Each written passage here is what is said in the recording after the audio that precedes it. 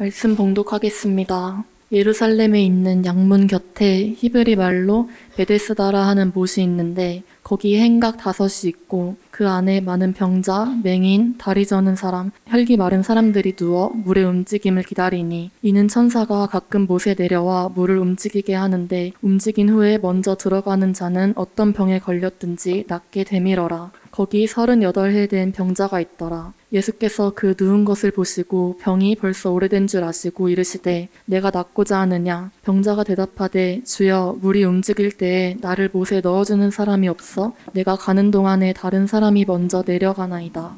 예수께서 이르시되 일어나 내 자리를 들고 걸어가라 하시니 그 사람이 곧 나아서 자리를 들고 걸어가니라. 아멘. 샬롬. 우리 한 분 한 분을 예수 그리스도의 이름으로 환영하고 축복합니다. 어떻게 여름 수련회 끝나고 나서 잘 지내셨어요? 네, 지금 사실 그 사이에 여기 우리 앞에 있는 새 건물도 많이 완성이 돼가고 있습니다. 지금 기대하기는 8월 초 정도에는 우리 간사님들이 들어가서 이제 업무를 시작할 수 있는 것으로 해서 기도하고 있습니다. 특별히 단기 선교에 지금 참여하고 있는 우리 지체들을 위해서도 여러분 지속적으로 기도해 주시기를 부탁합니다. 사실 여름 아까 우리 수인 자매의 기도를 들으면서 그렇습니다. 방학이라고 하는 이 쉼의 기간이 쉰다라고 하는 걸 이렇게 돌아보면은요, 그냥 하던 것을 중지하는 게 아니고 하던 것을 바꾸는 것이 쉼이더라고요. 사실은 풀어지게 되면은 회복이 되질 않아요.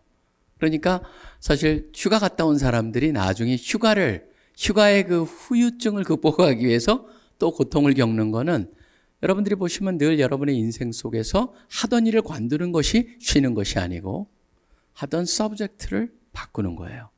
그래서 방학이 여러분의 인생에 한번 진짜 소명, 사명, 나갈 길, 가치, 정체성, 큰 주제를 가지고 던져놓으면서 그거를 묵상해보는 또 그것을 찾아가는 기간이 되기를 간절히 소원합니다. 오늘 말씀은요, 사실 굉장히 흥미로운 곳이에요. 왜냐하면 여러분 보시면 여기에 미스테리들이 사실 굉장히 많아요. 지금 보시면 당장 나오는 게 5장 2절에 보면 그 예루살렘에 있는 양문 곁에 히브리 말로 베데스다라는 못이 있는데 거기 행각 5이 있다라고 돼 있어요. 사실 이 행각 5이라는 이것 때문에 이런 못은 존재하지 않는다라고 자유주의 신학자들이 계속 얘기했어요. 그러면서 요한복음은 이거는 사실에 근거한 것이 아니고 나중에 쓰여졌고 상상이었고 가상적인 것이었다라고 주장할 정도였어요. 행각이 뭡니까? 현관이 5개라는 거예요. 건물이라는 게 다 대칭으로 돼 있는데 어떻게 5개냐? 근데 나중에 이게 다 발견이 돼요.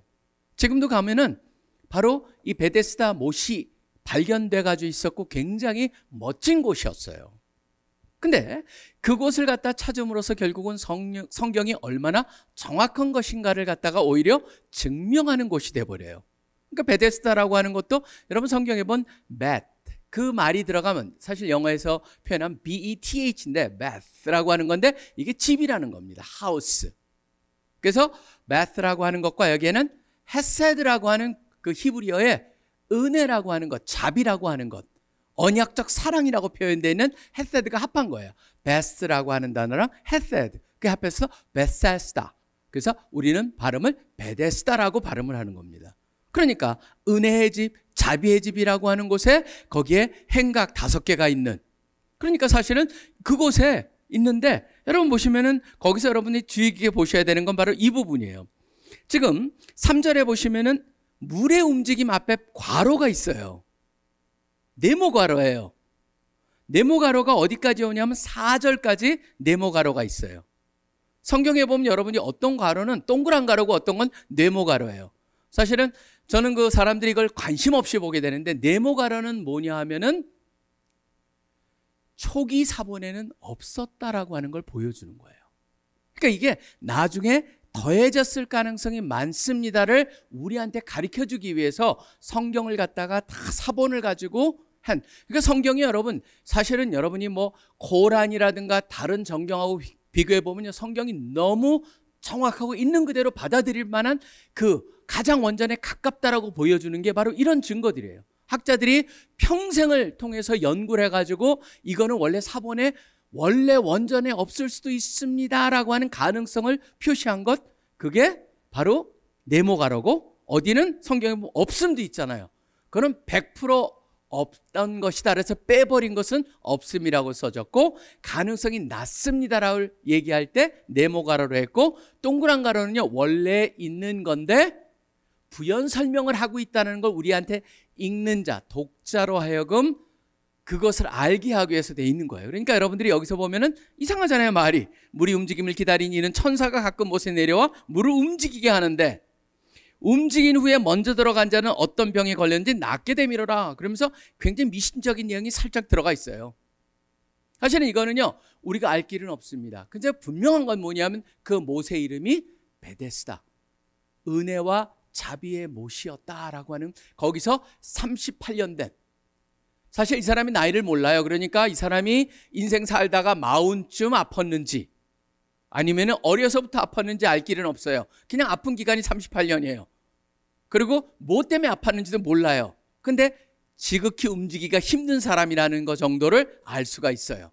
자, 그것을 갖다가 보면서 그럼 이 스토리를 위해서, 이 스토리를 통해서 우리한테 저자 요한을 통해 하나님께서 알기를 원하는 게 무엇일까? 그게 가장 핵심이겠죠. 첫 번째, 우리가 이 전체 스토리를 통해서 알아야 될 첫 번째 교훈 하나가 있습니다. 그게 뭐냐면 우리가 직면하는 문제는 근본적 해결책에 우리가 초점을 맞춰야 된다는 거예요.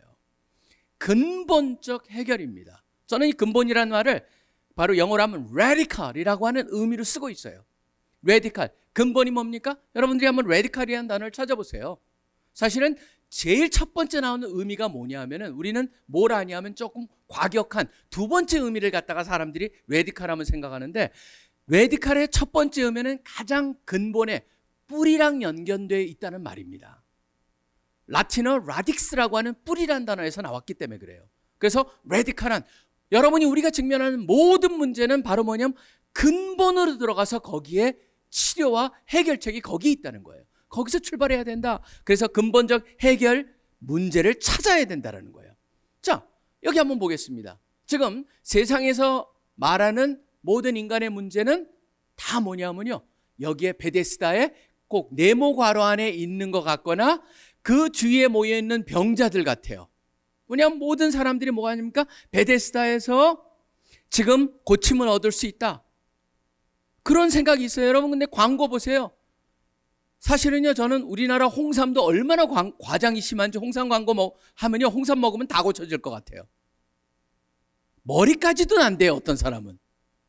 그러니까 홍삼 먹으면 다 날 것 같고, 홍삼만 그렇습니까? 사실 광고 들어가 보면, 요새 그 건강식품 들어가 보면요, 자세히 읽어보면 뭐예요? 야, 이거 먹으면 뭐 다 낫겠네 라고 하는 느낌이 들 정도예요. 사실 광고가 그렇습니다. 세상에 있는 모든 얘기가 그래요. 세상에서 얘기하는 거 보세요. 사실 세상에 있어서 보면요, 그런 그 고급 아파트를 선전하는데도 뭡니까? 그 아파트 하나만 있으면요, 굉장히 행복할 것 같아요. 거기서 여유 있게 부부가 앉아있고 아이들이 막 뛰어노는 그런 아름다운 모습, 그걸 보여주면서 굉장히 행복하게 보여줌을 통해 가지고 무슨 이미지를 줍니까? 저기에 들어가면 다 될 것 같아, 해결이. 멋진 차 옆에 멋지게 서 있는 남자와 여자의 그 아름다운 모습을 보면서 뭐합니까? 저런 차만 있으면은 다 해결될 것 같아요. 근데 사실은요, 이 세상의 모든 게 뭐를 보여주는 거예요? 사람들한테 결국 소비지상주의, 영어로 하면 consumerism이라고 하는 거죠. 소비지상주의면은 그 뭔가 그것만 갖게 되면은 행복하고 문제가 해결될 것 같고, 그뿐만이 아니죠. 외모지상주의, 영어로 하면 뭡니까? 루키즘이라고 그래요. 겉으로 보이는 루키즘. 그래서 그 외모지상주의자 루키스트라고 얘기합니다. 겉만, 외모만, 이미지만 해결되면은 다 행복하고 모든 문제가 해결될 것 같아요. 세상의 것들은 다 뭐냐면요, 근본을 해결하지 못한다는 거예요. 그러니까 그 속에 빠져 있으면 어떻게 됩니까? 문제들이 생겨요. 그 답에 들어가면은, 여기서 남아있는 제일 먼저 들어가는 그 사람만 고침을 받는다는 거예요. 궁극적으로 세상에서 가리키는 거는 마마미아에 나오는 노래죠. The winner takes it all, 그거예요. The loser standing small beside the victory, that's your destiny, 그거잖아요, 여러분. 그게 뭐냐면요, 위너가, 승자가 모든 것을 갖고 그 다음에 진 사람들은 초라해요. 그 승리 옆에서. 그리고 그게 운명이에요. 바로 세상이 그 얘기를 하고 있는 거예요. 마마미아에 나와 있는 The Winner Takes It All에 그대로 잘 나타나 있잖아요. 그게 세상에서 가리키는 거예요. 그러니까 뭐라고 합니까? 사람들이 불공평하다고 얘기합니다. 너무 불공평하다. 우리나라에도 지금 특별히 MZ세대에서 가장 부각됐던 게 뭡니까? 지난 선거랑 연결해서 메트로크래시라고 하는 능력주의예요. 능력주의. 왜냐하면 그전에는 약간 능력주의를 무시하고 모든 사람이 공평. 여러분 보시면 역사는요, 계속적으로 스윙을 하는 거예요. 능력주의에 부각돼가지고 온전히 그것을, 그 능력 있는 사람이 모든 것을 갖게 되어 있는 게 뭐예요? 위너 테이크스 올의 가장 극치가 뭐예요? 원래 초기 자본주의가 그래요. 지금 자본주의는 계속적으로 변화가 일어났어요. 초기 자본주의, 캐피탈리즘 2.0, 3.0, 4.0, 지금은 5.0, 다섯 번째 버전업이 되어 있어요. 계속적으로 자본주의는 바뀌어가면서 어떻게 하면은 위너 테이크스 올이 아니고 승자들을 나눠가지고 패자들까지도 거기에 동참할 수 있게 만드느냐. 그게 자본주의가 계속 변화되고 있잖아요. 그러니까 자본주의냐 아니면 어디로 갑니까? 원래는 초기 자본주의에 반대해서 나온 게 사회주의예요. 사회주의에서 거기에 바로 계급혁명이라는 것이 들어가가지고 극치로 간 게, 극단으로 간 게 공산주의예요. 그렇다면은 여러분 보시면 이 두 개에서 공산주의랑 자본주의랑 계속적으로 스윙을 해요. 지금 전 세계가 어느 쪽으로 가고 있습니까? 사회공산주의 쪽으로 움직이고, 난민은 굉장히 심각합니다. 좌파들이. 그게 여러분 역사예요. 역사는 계속적으로 스윙을 하게 돼 있어요. 세상에는 그 문제를 해결할 수가 없다라고 하는 거예요. 저는 계속적으로 보면서 그런 것을 생각해 보면서 우리가 알아야 될 건 바로 뭐냐면요, 성경은 하나님께서 능력주의를 살짝 인정하지만 앞에, 그렇기 때문에 저는 성경적 능력주의가 우리가 받아들여야 돼요. 기독교인들은요. 사실은 여러분, 제가 방학 동안이니까 조금 한번 곁길로 나가볼게요. 이게 완전 곁길은 아니에요. 왜냐하면 제가 성경적이라고 하는 말을 더하는, 성경적 능력주의라고 더하는 건요, 성경에 분명히 뭐가 나옵니까? 어떤 사람은 5달란트를 주고, 어떤 사람은 2를 주고, 어떤 사람은 1를 줘요. 받은 게 다르다는 거예요. 근데 여러분, 성경적이라고 하는 건 바로 앞에 무슨 얘기가 나오는지 아세요? 누가복음 같은 데 보면, 특별히 12장에 보면 많이 받은 자에게 많은 것을 요구하신다는 거예요. 책임이 있다라고 하는 거예요. 여러분이 사회 속에서 지금 나는 많이 받았다, 내 머리가 똑똑하다, 내 능력이 있다 그러잖아요. 그럼 뭐예요? 하나님께서 여러분한테 진짜 많은 것을 요구하세요. 그게 바로 성경적 능력주의예요. 누가복음 12장 48절에 보면 이런 말씀이 나옵니다. 물은 많이 받은 자에게는 많이 요구할 것이요, 많이 맡은 자에게는 많이 달라 할 것이라. 바로 여러분이, 하나님께서 여러분한테 주신 것이 많아요. 여러분이 잘나서 받은 게 아니에요. 하나님이 주셨기 때문에 여러분이 갖고 있는 거예요. 그렇기 때문에 우리는 늘 생각하는 게 뭐예요? 맞아, 내가 많이 받았어. 그렇기 때문에 내가 많이 베풀어야 되고 많은 일을 해야 된다라는 그것이 함께 올 때만이 뭐예요? 성경적 능력주의라는 거예요. 그뿐만이 아니에요. 나눌 수 있도록 풍성하게 해주세요. 고린도후서 9장 8절 같은 경우가 바로 그런 걸 가리키고 있습니다. 이렇게 말합니다. 하나님이 능히 모든 은혜를 너희에게 넘치게 하시나니 이는 너희로 모든 일에, 얼마나 강조가 되는지 보세요. 항상 모든 것이 넉넉하여 모든 착한 일을 넘치게 하게 하려 하심이라. 항상 모든 일에 넘치게. 여러분 보시면 그게 바로 성경적 원리예요. 그래서 저는요, 늘 그런 생각을 해요. 하나님, 우리 귀한 형제들 자매들, 이 젊은이들이 성경적 능력주의를 온전히 할 수 있게 도와주시고, 그것을 통하여서 그들이 받은 그 능력을 마음껏 행사하면서 이 땅에서 훌륭한 일을 많이 할 뿐만 아니라 그것을 통해서 수많은 사람을 섬기게 하여 주시옵소서라고 하는 게 저의 기도 제목입니다. 여러분들이 그걸 아시면서 감사합니다, 주님. 많은 걸 주신 것 감사합니다. 제가 이것을 가지고 온전히 개발을 해가지고 진정 주님이 원하신 대로 마음껏 그 일을 하겠습니다라고 하는 게 바로 성경적 능력주의입니다. 다시 돌아옵니다. 자, 근데 여기에 있는 이 병자는 그렇지 못했어요. 계속적으로 불평이에요. 어떤 불평을 합니까? 보십시오. 이 사람이 예수님께서 내가 낫고자 하느냐 그랬더니 7절에 보시면은 낫고자 한다면 낫고 싶습니다라고 말하면 돼요. 근데 이 사람 뭐라고 합니까? 병자가 대답하되 불만이 옵니다. 주여, 물이 움직일 때 나를 못에 넣어주는 사람이 없어요. 이웃을 향한 불평이에요. 그 다음에 또 뭐가 나옵니까? 내가 가는 동안에 다른 사람이 먼저 내려가니이다. 시스템을 불만을 해요. 거기에 번호표라도 주면은 이번에 못 들어가면 다음에라도 들어갈 텐데 번호표도 없다는 것이죠. 시스템에 대한 불만, 사람에 대한 불만. 여러분, 그게요, 환경 밖에서 답을 찾게 만드는 거예요. 지금 이 세상이 그래요. 온통 불만이에요. 너무너무 불만. 전 세계에서 한국 지금 사실은 괜찮은 나라예요. 근데 왜 그리 불만이 많은지, 저는 그거는 뭐냐면 우리가 지금 어딘가에 몰입돼 있다. 세상의 시스템 속에 우리가 갇혀 있고 그 안에서 나의 모든 문제가 상황의 문제고 시스템의 문제고 그걸 찾다 보니까 점점 우리나라 사회 전체가 지금 양극화되는 것이 심각히 되는 것을 보게 됩니다. 여러분 보시면은 지금 자유, 자본주의, 사회, 공산주의 굉장히 대립이 되어 있는데 이게 스윙이 되면 이쪽 가고 저쪽 가면 행복해질까요? 여러분 역사를 보세요. 지금 결국은 쫓아가 보면요, 그 파레토의 법칙 있죠? 20-80이에요. 20대 80. 결국 자본주의 같은 경우나 공산 사회주의나 다 마찬가지입니다. 20%가 80%의 부를 갖고 있어요. 대부분 평균이 그래요. 그런데 특징이 하나가 있습니다. 자본주의의 20%는 그래도 여기서 망하고 그 20%가 변해요. 근데 사회공산주의는요, 세습이 이루어지고 오히려 그 속에는 지극히 변화가 일어나지 않아요.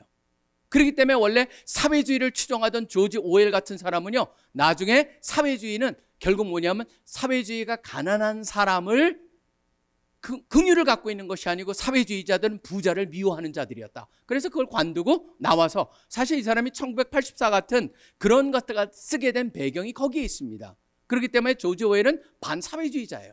원래 사회주의를 시작을 했었고 스페인 그 전쟁까지도 참여했던 사람이지만 조지 오웰 같은 게 다 돌아왔어요. 저는 뭐냐 하면은요, 결국은 어느 시스템이냐라고 하는 문제가 아니에요. 그 시스템에 들어간다고 해서 우리가 행복해지는 게 아니에요. 세상에는 답이 없어요. 결론적으로는요, 세상 속에 있는 한 여기 있는 병자처럼 동일합니다. 뭡니까? 상황의 포로가 될 수밖에 없다라고 하는 거예요. 상황의 포로 속에 있느냐? 그렇기 때문에 예수님께서 사실 질문은 내가 낫기를 원하느냐라는 질문을 하신 것 조금 이따 우리가 생각해 보기를 원하는데요. 지금 이 사람이 어떻게든지 뭔가 부자가 됐습니다. 아니면 병이 나왔습니다. 세상에서 하는 그것만 하면 행복해질 거라고 됐어요. 진짜 그것만 가지면 행복해진 사람 여러분 물어보세요. 재벌들 앉혀놓고 재벌 보고 행복하냐고 물어보세요. 여러분 재벌 간에도 서로 다 비교가 있어요. 그래서 청와대에 불림을 받잖아요. 그러면 재벌 순에 따라서 대통령하고 가까이 거리가 달라져요.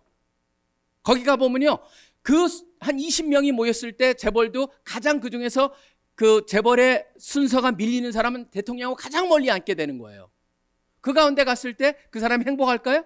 아니에요, 여러분. 그게 뭐냐면 세상에 있는 모든 것들이 다 결국은 the winner takes it all이에요. 그간에 답이 없다는 거예요. 세상에서 말하는 베데스다에서는 답이 없어요. 그게 바로 여기서 요한이 우리한테 보여주고자 하는 거예요. 베데스다, 은혜, 자비의 집. 그렇지만 세상에서 말하는 거기에는 은혜와 자비를 경험할 수가 없어요. 자, 그렇기 때문에 우리가 봐야 될 거는요, 세상의 것들은 근본을 못 들어가기 때문에 결국 우리가 첫 번째로 배워야 될 건 근본적 해결, 그곳에 초점을 맞춰야 된다. 첫 번째였죠. 두 번째는 뭐냐면요, 우리를 향한 하나님의 마음을 알고 믿어야 된다는 거예요. 하나님의 마음은 뭡니까? 저는 이 병자의 답과 굉장히 비슷합니다. 예수님께서 병자한테 물어봤죠. 낫기를 원하느냐. 그랬을 때 병자는 네, 낫기를 원해요. 그렇게 얘기하지 않아요. 뭐라고 합니까? 다른 데서 계속적으로 핑계를 찾잖아요. 사실은요, 그게 굉장히 자연스러운 반응입니다. 인간은 다 그런 것 같아요. 왜냐하면 성경에서 로마서에서 인간을 갖다가 인간의 마음을 가장 잘 다루면서 3장에 뭐가 나온 줄 아세요? 이런 말이 나와요. 3장 10절과 11절에 보면 의인은 없나니 하나도 없으며 깨닫는 자도 없고 하나님을 찾는 자도 없고. 근본이 거기 있는데 근본에서 답을 찾는 게 자연스러운 게 아니라는 거예요. 오히려 자연스러운 건 뭐라고 되어 있냐면 로마서 8장 3절에 보면 이런 말이에요. 7절에 보면 육신의 생각은 하나님과 원수가 된다라고 되어 있습니다. 그게 자연적인 거예요. 그게 인간이에요. 그렇기 때문에 어떻게 하셔야 됐어요? 하나님이 오셔야 됐어요. 제가 여름 수련회 때 그 얘기를 굉장히 많이 했었습니다. 사실은요, 식물이 동물을 이해할 수가 없어요. 동물이 사람을 이해할 수가 없어요. 그냥 평범한 사람이 영적인 사람을 이해할 수가 없는 거예요. 왜냐하면 차원이 다르거든요. 그렇기 때문에 우리의 차원에서 하나님이 이해할 수가 없죠. 그러니까 궁극적으로 하나님이 우리에게 우리의 모습으로 들어오셔서 그 길로 인도하신 게 바로 구원이라고 하는 거잖아요. 그렇기 때문에 여러분들이 보셔야 될 건 바로 뭐냐면 자연스러운 게 아니다. 결국 하나님의 마음은 오셔가지고 우리로 하여금 그런 삶을 살도록 인도하신다, 보여주신다, 끄집어 올리신다. 그래서 더 높은 차원에서 우리의 삶을 볼 수 있도록 도우신다. 그게 바로 성경의 가르침이거든요. 그러니까 C.S. 루이스가 이렇게 얘기했죠. 셰익스피어가 햄릿으로 들어온 것 같다. 자기의 작품으로 들어온 거예요. 바로 예수님이 우리를 만드셨는데 우리의 모습으로 오셔가지고 우리에게 가르쳐 주시는 거예요. 그러니까 내가 낫기를 원하느냐라는 질문 속에서도 너무나 엄청난 게 있죠. 바로 피상적인 데 머무는 인간의 그 마음을 뛰어넘도록 도와주는 것이죠. 그게 바로 하나님의 마음이었어요. 찾아오셨어요. 우리에게 질문하고 계세요. 네가 낫기를 원하느냐. 어떤 사람은 그러죠. 굉장히 생뚱맞은 질문이다. 예수님은 38년 된 병자라는 걸 아실 텐데 어떻게 보면 무르나 마나한 질문같이 들릴 수가 있어요. 표면적으로. 그렇지만 잘 생각해 보세요. 생뚱맞은 질문이 아니에요. 굉장히 지혜로운 질문이에요. 인간은 단순히 이 병만 나으면 다 모든 게 해결될 거라는 착각 속에 있어요. 예수님은 거기에 머물기를 원하지 않으신 거죠. 단순한 육체적인 병이 아니었습니다. 이 사람은 불만이었고 감정적인 병이 있고 심리적인 병이었고 그렇기 때문에 모든 사람에게 관계적인 병이었고 가장 커다란 문제는 뭐예요? 영적인 영역에서의 가장 기본적인 게 문제가 있는 거잖아요. 그 때문에 예수님은요, 통전적으로 접근하길 원하셨던 것이죠. 통전적인 접근의 가장 시작이 뭐예요? 바로 죄사함이라는 하나님과 회복이었어요. 하나님과 회복이 되는 순간 다른 모든 것이 회복되기 시작하거든요. 그러니까 예수님께서는 늘 말씀하시는 게 뭡니까? 네 죄가 사함을 받았다라고 하는 그것이 왜 그리 반복이 되냐면 모든 우리의 문제의 지정의뿐만 아니라 육적인 것, 정신적인 것, 영적인 것의 모든 것의 가장 핵심은 바로 뭐예요? 하나님과 우리 관계가 회복될 때 내가 나와의 관계도 회복되고 나와 다른 사람의 관계도 회복이 되는 것이죠. 그렇기 때문에 그걸 알려주시고 그것을 위해서 십자가에 돌아가심으로 그 문제를 해결하셨다가 바로 성경의 가장 핵심이 되잖아요. 하나님의 마음이 바로 뭡니까? 우리로 하여금 온전하게 진정한 온전함을 누리게 하시는 것, 그것이 바로 하나님의 마음이고 그것을 위해서 우리에게 찾아오신 거예요. 그러한 하나님의 마음을 우리가 알고 믿어야 한다는 것이죠. 다음에 세 번째, 어떻게 보면 가장 중요한 거라고 할 수가 있습니다. 가장 중요한 건 뭐냐면요, 우리가 외치는 백문일답의 주인공 예수님이 모든 것에 답이 된다는 것을 분명히 알고 우리가 그것에 근거해서 행해야 된다는 거예요. 모든 것에 답이 돼요.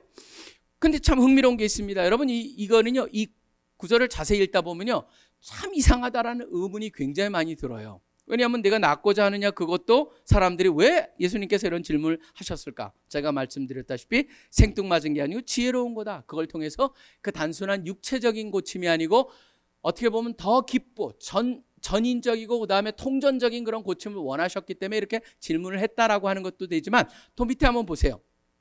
네 자리를 들고 걸어가라 그랬더니 그 사람이 자리를 들고 걸어갑니다. 그런데 10절부터 보십시오. 유대인들이 병 나은 사람이 이래대요. 안식일인데 네가 자리를 들고 가는 것이 옳지 아니이다 그랬더니, 여러분 뭐라고 합니까? 사실은 여기 보면 이 사람은요, 그 자기를 고쳐준 예수님에 대해서 관심이 없어요. 감사도 없어요. 그 다음에 뭐예요? 11절에 보면 나를 낫게 한 그가, 그랬더니 12절에 묻습니다. 그들이 묻되 너에게 자리를 들고 걸어가라 한 사람이 누구냐 그랬더니 뭐라고 돼 있어요? 그가 누구인지를 알지 못해요. 예수님이 누군지도 몰라요. 믿지도 않았어요. 감사도 하지 않아요. 몰라요. 그리고 뭡니까? 왜 걸어가니? 그 자리를 들고 가니? 왜냐면 안식일날 일할 수 없는데. 그랬더니 뭐냐? 그 사람이 했어요. 그리고 오히려 자기의 비방을 갖다 예수님께 돌리는. 이게 뭐예요? 전혀 이게 이해가 안 되는 거예요. 어떻게 이런 사람인데 예수님께서 고쳐주셨을까? 그러니까 사람들이 믿지도 않았는데 어떻게 고침을 받죠? 라고 하는 의문을 갖게 만듭니다. 근데 예수님께서 그가 누군지도 모르고 그가 예수님이 누군지도 모르기 때문에 14절에 보면 어떻게 하는지 보시기 바랍니다. 그 예수께서 성전에서 그 사람을 만나 이르시되 보라 네가 나았으니 더 심한 것이 생기지 않게 다시는 죄를 범하지 말라. 그러면서 궁극적으로 어디랑 연결시킵니까? 죄의 문제랑 연결을 시킵니다. 왜냐하면 모든 것이 거기에 있거든요. 왜 제가 아까 잠깐 말씀드렸잖아요. 사회주의랑 그다음에 사회공산주의랑 자유자본주의의 스윙이 왔다 갔다 한다. 근데 왜 어느 쪽에 가도 사람들이 문제가 해결이 안 될까요? 거기에 문제는요. 근본적으로 죄의 문제 때문에 그래요. 자본주의라는 것도 왜 그렇게 시스템에 문제가 있습니까? 죄인이 그 20%를 갖다가 20%가 그중에 상당수가 80% 이상을 갖다 소유하다 보니까 문제가 되잖아요. 나누지 않기 때문에 자신들의 책임을 이행하지 않기 때문에 이쪽에 보면은 각 공동으로 나누면 행복할 것 같지만 사회공산주의는 뭐예요? 거기에도 욕심꾸러기들이 있는 거예요. 죄인들이 있는 거예요. 시스템이 죄 때문에 제대로 돌아가질 않아요. 그렇기 때문에 예수님께서는 결국 죄의 문제를 갖다 얘기를 하죠. 그러나 15절에 보면 그 사람이 유대인들에 가서 자기를 고친 일은 뭐라고 합니까? 예수라고 가리킵니다. 그러므로 안식일에 이러한 일을 행하신다 하여 유대인들이 예수를 박해하게 된지라. 예수님께서 뭐라고 답을 한지 보시기 바랍니다. 예수께서 그들에게 이르시되 내 아버지께서 이제까지 일하시니 나도 일한다 하시매. 유대인들이 이로 말미암아 더욱 예수를 죽이고자 하니 이는 안식일을 범할 뿐만 아니라 하나님을 자기의 친아버지라 하여 자기를 하나님과 동등으로 삼으심이로라 라고 되어 있습니다. 여러분 보시면요.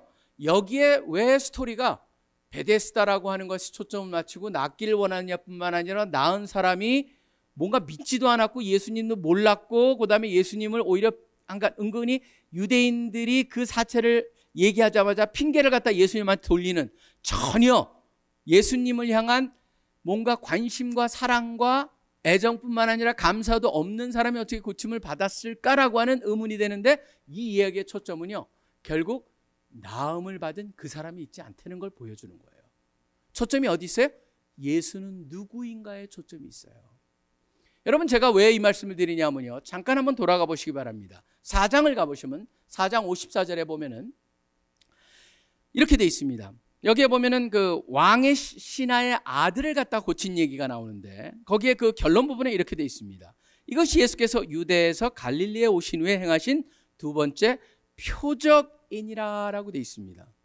여러분 요한복음에서는요 기적이라고 얘기를 안 해요. 표적이란 단어를 써요. 표적이란 단어가 뭐냐면요 영어로 하면은 다 여러분 보시면 사인이라고 돼 있어요. 사인. 그렇기 때문에 사인이 이렇게 돼가지고 저 앞에 우리도 사인이 있죠? 화살표 CCC. 그러면 그 화살표에 의미가 있는 거예요? 아니죠. 화살표는 뭔가를 가리키고 있는 거예요. 거기에 써져 있는 게 바로 뭐냐면 이 사건은 기적은 예수님과 연결된 걸 가리키고 있어요. 사실 이러한 기적이 요한복음엔 7개가 나와요. 7개의 표적이 나와요. 사실은 뭐 이건 지나가는 소리로 말씀드린다면 나는 그 길이요 진리요 생명이요 나는 부활이요 생명이요 그다음에 나는 선한 목자요 나는 참포도나무요 나는 뭐뭐다 라고 하는 게 또 7번이 나와요. 요한복음에는 계속적으로 초점이 어디 있어요? 예수는 누구신가에 초점이 있어요. 왜 그럴까요?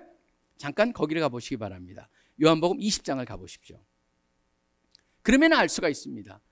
요한 사도가 이것을 갖다 쓰면서 우리들한테 분명히 의도를 가지고 요한복음을 썼다는 걸 분명히 하고 있어요. 어디 나오냐면 20장 31절에 나옵니다. 오직 이것을 기록함은 너희로 예수께서 하나님의 아들 그리스도이심을 믿게 하려 함이요. 그러니까 예수 그리스도를 믿게 하려 함이고 또 너희로 믿고 그 이름을 힘입어 생명을 얻게 하려 함이니라 라고 되어 있습니다. 이 표적의 핵심이 바로 뭐라고요? 예수님이 누구신가? 예수님이 누구시라고 가리키고 있어요? 아버지께서 일하시니 항상 일하시니 나도 일한다. 그걸 통해서 뭘 보여주는 거예요? 나가 아버지와 동등된 삼위일체의 하나님이라고 하는 것을 얘기하고 있는 거예요. 그러니까 이 스토리가 단순한 베데스다라고 하는 그 모세에 있어서 기적, 거기서 나음을 얻는데 예수님이 그냥 38년 된 사람을 와가지고 그냥 낫게 해줬다, 거기에 초점이 있는 게 아니에요. 사실은 진정한 의미에서 이 스토리는 뭐냐면 베데스다의 못에서 치유를 구하려 하지 말고 바로 예수님이 진정한 베데스다다라고 하는 걸 보여주고 있는 거죠. 예수님에게서 모든 고침을 온전히 받을 수 있다라고 하는 것을 다시 한번 분명히 보여주고 있습니다. 즉 지금 저는 우리들한테도 동일한 질문을 하고 계신다고 생각을 합니다. 여러분, 낫기를 원하십니까? 라는 질문이죠. 이 세상에 아프지 않은 사람이 하나도 없는 것 같아요. 제가 지난번에도 언급을 드렸었죠. 빅히트 엔터테인먼트라고 하는 BTS, 지금은 뭐 하이브라고 하는 이름을 바뀌었지만 어떻게 저렇게 BTS라고 하는 것을 그렇게 뛰어난 그룹을 만들어서 세계에 영향력을 줬을까 해서 하버드 비즈니스 스쿨에 있는 애니타 엘버스 교수가 와서 연구했을 때 바로 그 사람들이 발견한 게 뭐예요? 바로 이 빅히트 엔터테인먼트의 임원들과 모든 직원들이 수개월 동안 찾은 답 중에 핵심은 뭐냐면 이 디지털 세계에서 모든 사람의 연관이 쉽지만 과거의 어느 때보다도 인간이 고립되어 있다는 걸 알고 이 고립됨을 갖다가 보면서 그들을 어떻게 도와줄 것인가, 그들을 어떻게 영감을 줄 것인가, 그들을 어떻게 치유해 줄 것인가. 그래가지고 그 빅히트 엔터테인먼트의 BTS를 통해 가지고 나오는 곡이라든가 모든 것들이 다 뭐예요? 여러분 보시면 버터라든가 그런 내용들이 보시면요 다 거기에 초점을 맞춰. 치유, 그 다음에 영감. 그래서 세상은 힘들지만 그 속에서 답을 찾아가고 긍정적인 그런 모습을 가지고 사람들한테 격려해 주는 거예요, 다. 여러분 보시면은요, 저는 그걸 통해서 반대국부를 한번 생각해 보는 거예요. 왜 그런 것들을 사람들이 원할까? 왜냐하면요, 아프지 않은 사람이 하나도 없어요. 다 아파요. 웃고 있지만 아파요. 행복한 거 보이지만 그 뒤에 어두운 그림자들이 있어요. 주님을 아는 사람도 때로는 그런 게 있을 수 있어요. 주님을 모르는 사람은 너무너무 그게 심각해요. 인하대에서 그 여학생의 그 얘기를 들으면서 전 마음이 너무 무너졌어요. 어떻게 저런 일이 캠퍼스에서 일어날 수가 있을까? 그렇지만 그게 현실이에요. 보면은 진짜 아픈 사람 천지예요. 제가 미국에 가서도 이번에 그 코로나 걸려가지고 10일 동안 격리당하면서 제가 그걸 갖다가 뭐 다른 것도 했지만 TV를 보면은요, TV를 틀어가지고 보면은 뭐 여러 가지가 나는데 러앤오더라고 하는 프로가 하루 종일 나와요. 거기에 보면 USA라고 하는 그 채널이 있어요. 그거 틀어보면 하루 종일 러앤오더인데 웬 범죄가 그렇게도 많은지. 그리고 다 성범죄예요. 그리고 중간중간에 선전이 나오는데 그 선전은 뭐냐면은 바이폴라 디프레션.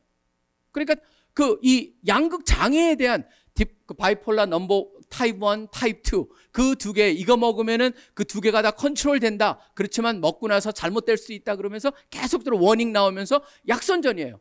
그리고 에이즈 이거 하루에 하나씩만 먹으면은 에이즈가 그 균이 제하된다. 그런 얘기 계속적으로 보면서 도대체 세상이 어디로 가고 있느냐? 온통 아픈 사람이에요.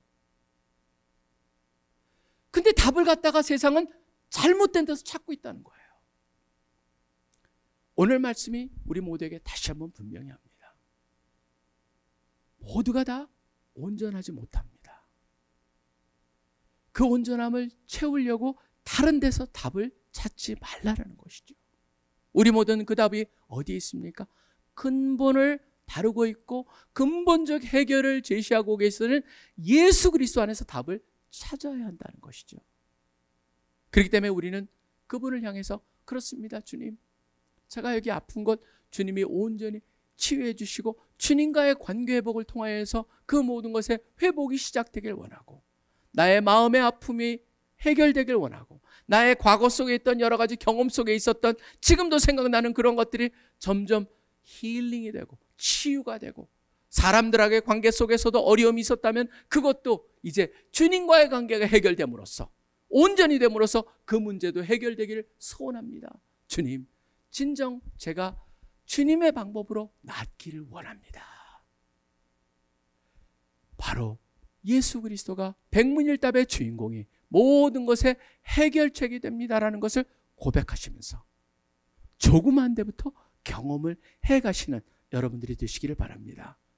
이번 방학이 여러분 가운데 있는 그 앙금이라든가 아픔이라든가 그런 것들을 하나하나 해결해가는 그런 귀한 방학이 되고 진정한 의미에서 영혼의 쉼을 얻는 그러한 시간이 되기를 간절히 소원합니다. 여러분 낫기를 원하십니까? 예수님께서 묻고 계십니다. 예수 그리스도 외치시면서 그분의 치유를 경험하고 온전케 되시는 시작이 되기를 간절히 소원합니다. 기도하겠습니다. 하나님 아버지 감사합니다. 오늘 베데스다 못에서의 그 표적을 보면서 표적 자체가 아니라 표적을 통해서 우리 모두한테 가르쳐주는 우리도 세상에서 말하는 베데스다를 쫓고 있는 것이 아닌가 돌아보게 하여 주시고 진정한 베데스다는 바로 예수 그리스도 온전히 은혜의 집이고 자비의 집이고 치유를 시작하고 근본의 해결을 하시는 예수 그리스도에게 달려있다는 걸 다시 한번 우리 모두가 명심하고 거기서 답을 찾아가고 치유의 경험을 시작하는 우리 모두가 되게 하여 주시옵소서. 이번 방학이 그런 귀중한 경험의 시작이 되고 온전히 치유받고 또 온전해지는 그러한 계기가 되는 소중한 방학이 되기를 소원합니다. 여기에 모인 우리 귀한 형제들 자매들 한 사람 한 사람 지속적으로 질문하여 주시고 답을 찾게 하여 주시옵소서. 네가 낫기를 원하느냐? 네 주님. 주님을 통해서 그 일이 일어날 것을 믿습니다. 이 모든 것 살아계서 역사하고 계시는 예수 그리스도 이름으로 간절히 기도합니다. 아멘.